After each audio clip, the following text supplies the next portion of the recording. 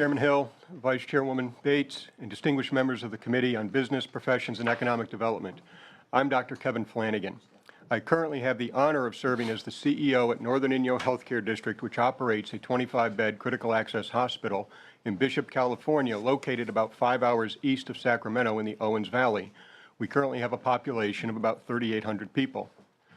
By way of personal background, I practice independent private practice medicine as a board-certified internist and pediatrician in rural Maine for nearly 14 years. Thereafter, I was employed in that very same community for another 18 months before moving on to serve as a medical director for yet another practice.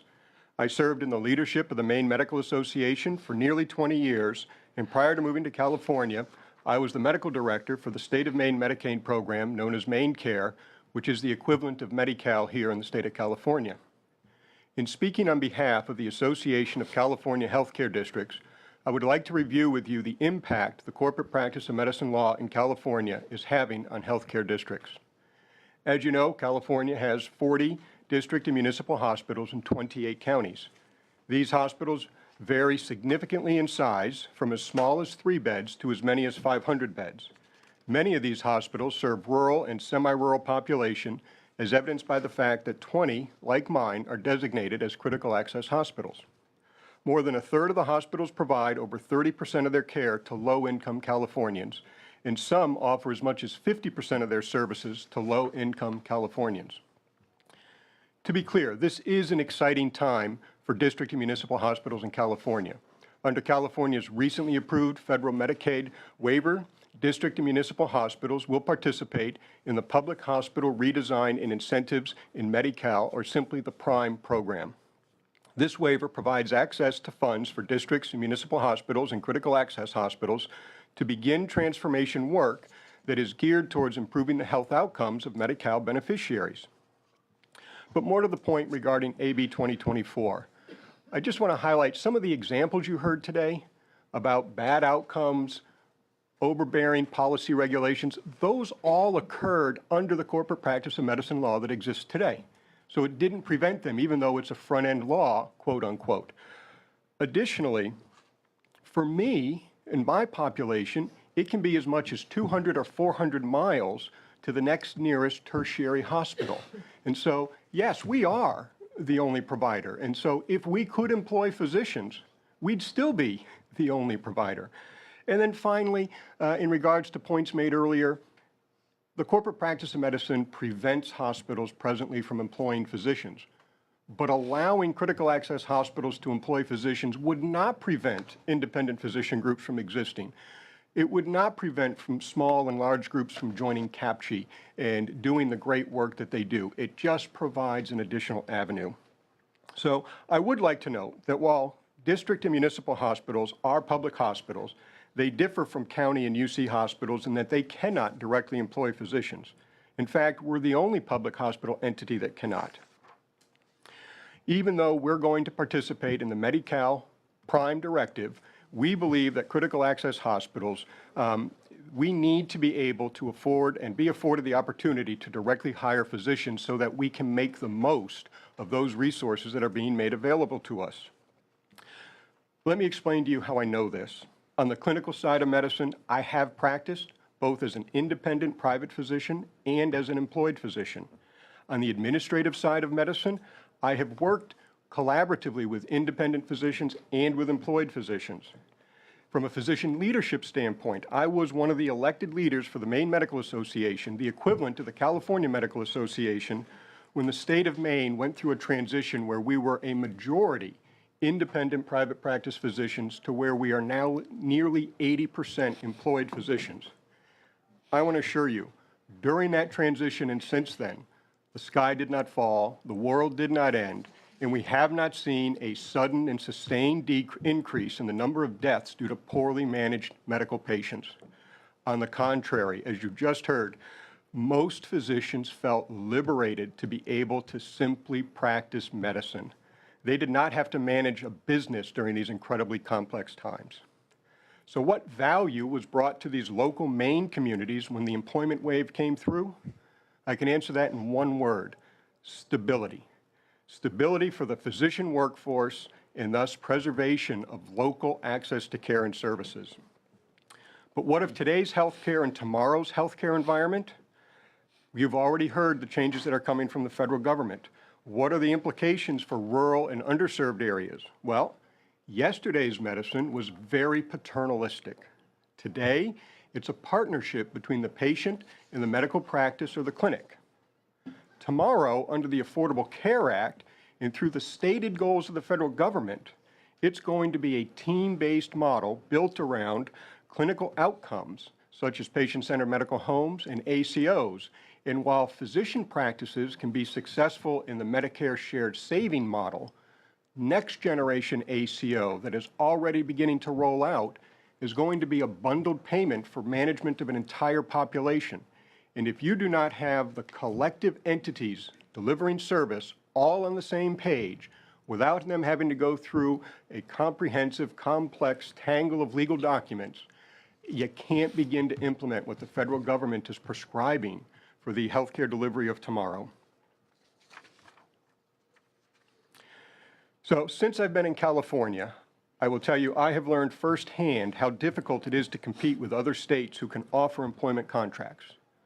Believe me, my town of Bishop has plenty to offer that would make Northern Inyo Healthcare District a competitive location to work when compared to other states. Unfortunately, when physicians learn that they will not be employed, they look at me, they scratch their heads, and they wonder, what does that mean? Other bordering states offer them salary and benefits. What I offer is a 1099 contract and a meet and greet with a physician in the area who can explain how to manage your benefits, how to manage your payroll taxes, and how to figure out staff to be hired. This, trust me, is not well received. So, what of providers that currently work in my district? Would they choose employment if offered? Well, after the struggles of recruiting new doctors in, I began an effort to see whether or not we could form a large group and allow physicians to be employed and allow that group to begin to offer employment to new recruits. All the doctors in my community wanted to get in on the large group, without exception, even those doctors who've been in competition for 20 years. The problem, however, as you've heard, was cost, time, and the management of such a corporation is just too big and too complex, and it became prohibitive. So while current physicians and new recruits to the Bishop area all desire to be employed, I have no mechanism by which to meet that need and ensure the stability of the physician workforce and thus preserve access to care for the people in Northern Inyo Healthcare District. If critical access hospitals were allowed to employ physicians, I believe the first step would be that the local providers would seek out employment. Is this a good thing? Absolutely, because it creates stability in the workforce.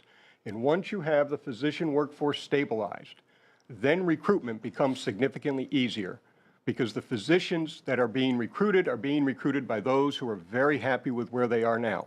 And they don't have the angst about, am I going to pay the bills? They don't have to convey the angst that they share around whether or not they're going to receive the next insurance contract. So this is what I've seen happen in Maine.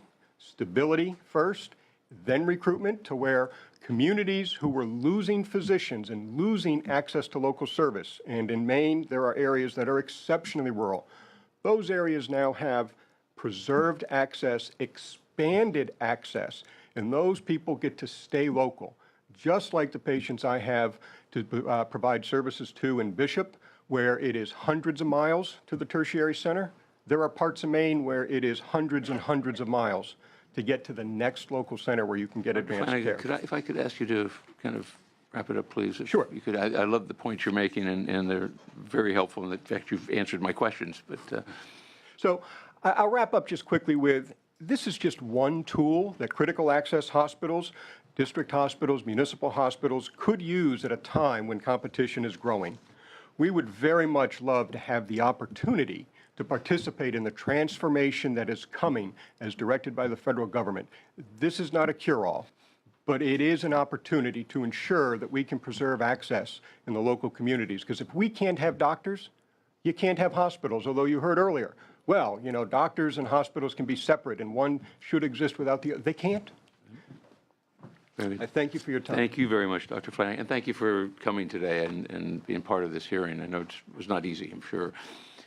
Ms. Boopert, good afternoon. And if you could, I'm just sensitive to time, and I don't want Yes, to keep it, so if certainly. you could make your points, it would be wonderful, Yeah. and we can move on. Thank you.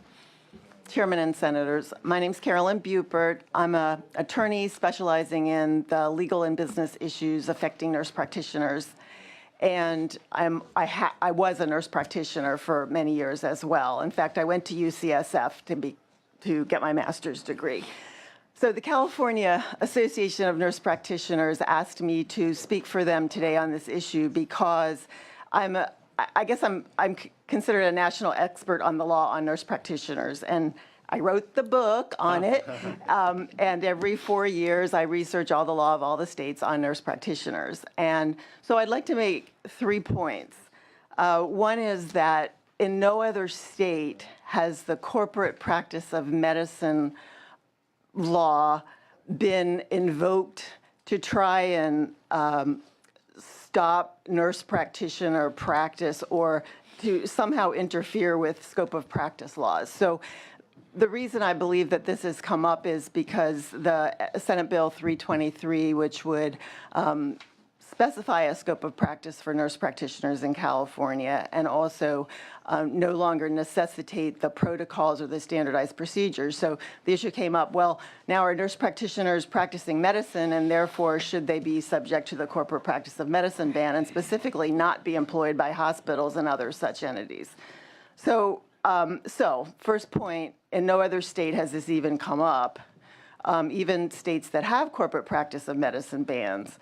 In some of those states, the corporate practice of medicine ban does not preclude employment of physicians. So therefore, if physicians can be employed by hospitals, say in Colorado, the state I'm in currently, then it's just not an issue. But it's not been brought up in any other state. And I also checked this out with the National Association, the American Association of Nurse Practitioners, and they said, yes, it's not been brought up in any other state, so just this one.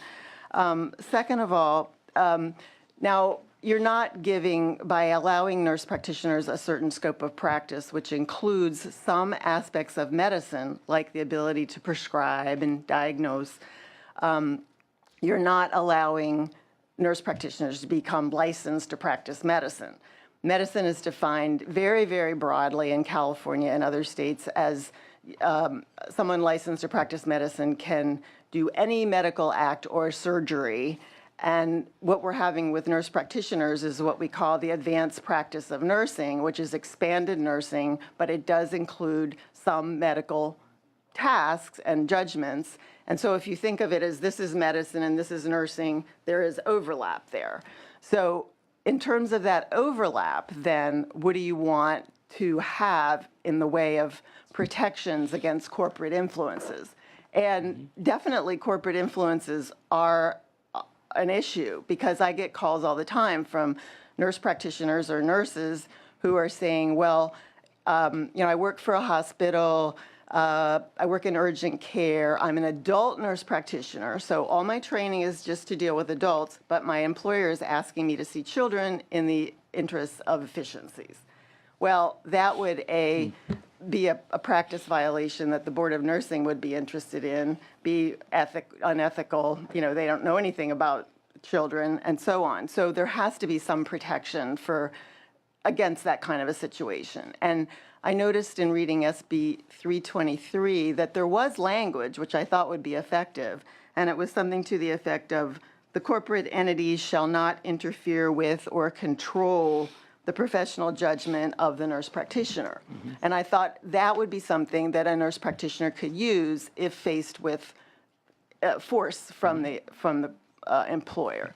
So rather than try to subject the nurse practitioner to the corporate practice of medicine, I think you could pass a bill like SB 323 without bollocksing up the whole law, just by having some protective language in the spirit of the corporate practice of medicine. Thank you. Very good. Thank you very much. How do you see the role of nurse practitioners expanding in California with a CPM ban?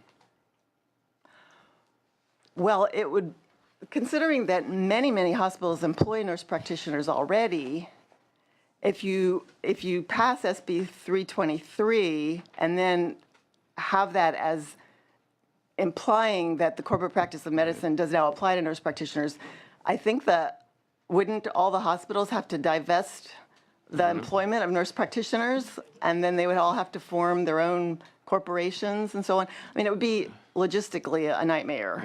Yeah. Very good. Any questions? Thank you very, very much for being here. A great perspective. Our final panel will give perspective from organized labor. And we have Eric Robles, is the Legislative Director with the United Nurses Association of California, Union of Healthcare Professionals. And Dr. Stuart Bussey is the Board President of the Union of American Physicians and Dentists. And very good. Thank you so much for being here. Eric, Good how are you? afternoon, Chairman Hill. I've lost my voice, And I have also, so my I suppose, apologies. I think I need a physician is what I need with the cold Thank I you. have. Whatever I have, So the good thing is Killing I'll me. be very quick and short, Vice Chairman Bates and Senator Rykowski. I am Eric Robles, the Political and Legislative Director for United Nurses Associations of California, Union of Healthcare Professionals. We represent 25,000 registered nurses, nurse practitioners, nurse midwives, and optometrists and other healthcare professionals here in California. In terms of the CPM, UNAC is neutral on the issue, but we do share some concerns. Our number one priority is to expand healthcare, high-quality, affordable healthcare for all. Our current system, it's two different systems we have here. It's in many cases we know there isn't enough physicians to cover all the needs in California for primary care. On the other hand, we're also concerned about the danger of for-profit companies employing doctors with a motivation that emphasizes profits over patient care, which, was part of the original reason the ban was in place. Healthcare is changing, and we believe whatever is done with this ban should be done in a thoughtful manner, whether it's removed or not. There should be a lot of input from all the stakeholders that are parties to this issue. Thank you. very good. Thank you very much. Doctor, welcome. Hi, thank you very much. I'm Dr. Stuart Bussey, and I'm president of the Union of American Physicians and Dentists. And I think this is yours, but I only have a few minutes anyway. We may or may not get to the slides. I want to share my thoughts arising with more than 35 years as a healthcare provider, and my speech is a view from the trenches. And so I'm, so to speak, a labor in the trenches. We had the Ms. Novell's statistic, about 25% of the employees are still, in California, the doctors are still in solo or small practices. I've also worked in mid-size group practices as Kaiser, Urgent ER, and other settings. I started in the golden age, and I'm now in the digital age. But I maintain now that the corporate practice, that it's not the corporate practice that has or will prevent the erosion of medical professionalism. It's the other issues we've heard about today. It's only one thin line of defense against those who want to profit, as Eric said, without enduring the stresses and risks of the healthcare professionals. It used to be a sharp line, and now it's so fuzzy it makes Donald Trump's wall look like it's impregnable. There are a multitude of other dynamics and relationships that cause the physicians to lose sight of what's best for the patient. Okay, so here are just a few of them. We have unreasonable production quotas, bonuses, insurer and hospital overregulations, EHR and hassles, pharmaceutical influences. We've heard of the documentation overload, physician satisfaction scores, now patient satisfaction scores. Today's physicians besieged from all directions. Let me give you some examples of why the corporate bar is becoming irrelevant as a major deterrent. Even though you have large group HMOs under the Knox-Keene Act that are exempt, there's a myriad of restrictions. I have several doctors who are my patients who complain about all the production quotas they have to have, assembly line visits, limited formularies. Hospitalists who are told when and when not to, by utilization review managers, are getting pressure. That's not from upstairs. There's many people that are pressuring doctors. They don't have the corporate bar, but they're still hassled. We have our own UAPD physicians at academic centers that sometimes asked to work beyond the scope of their license. And even our state prison exempt physicians are pressured. In other words, all these interferences come from other than that corporate headquarters. The above example suggests that the practice of medicine is not merely corporate, it's most like a gigantic industry, a $3 trillion industry. I was going to present all this interesting stuff about the industrial revolutions that we've had, but I'll save it for another time. We are taking the same, the doctors are going through the same pressures that the agricultural workers did in the first industrial, the assembly line workers did in the steel and garment business. And so I think what I'm going to get to in my final analysis of this, I just want to get out of here, is that as hospitals own more physicians' practices, we have to look for solutions, and I'm all in favor, I'll get to the bottom line, as far as the district hospitals. I think we need to have them. I think was eloquently expressed to you that no matter what the situation is, we had one of our own UAPD doctors in Mendocino County Hospital. He's having a very hard time getting all of his act together in his practice. I've been in solo practice for 30 years. It's a good thing to have employed doctors. I was just up in Washington organizing some physicians. While the pressures are there, the protections of a collective bargaining agreement and an MOU could be a very strong protection for the doctors who are employed. We could even extend them to private doctors and boutique practices to collectively bargain. If you have professional judgment clauses like we have in our MOUs, production quotas, these are protections against corporate influence. So I'm going to be very strong, as obviously I would be, being the president of the doctors union, to go forward with district healthcare employment. Consider it in other spheres too.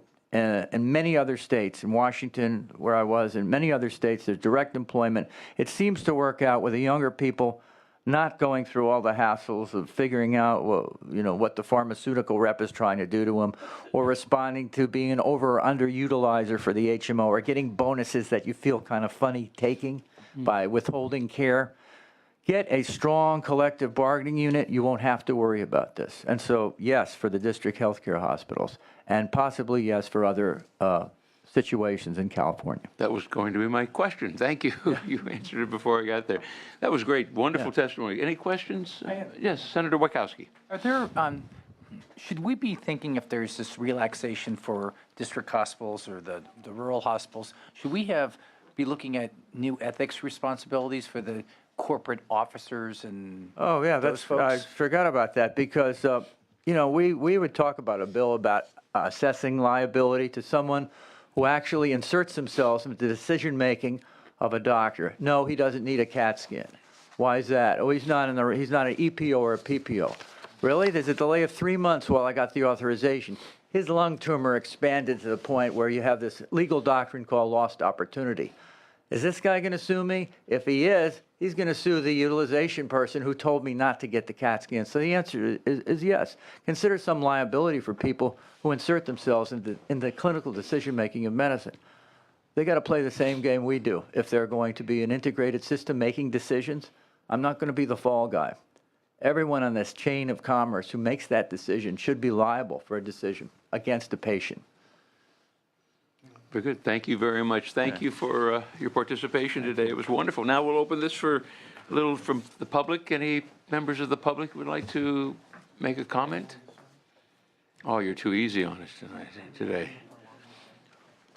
Well, thank you very much. We'll close that public part of the hearing. And this was a productive discussion today. And this is a very important issue in California and certainly around the country. And I look forward to working with you and many of the stakeholders as the CPM continues to be part of legislation today and in the future if we see it, and so that we can have a better understanding of it. And I think this brought a clearer understanding of it today. So thank you very much for your participation and for being here. This hearing's adjourned. Thank you, Sarah.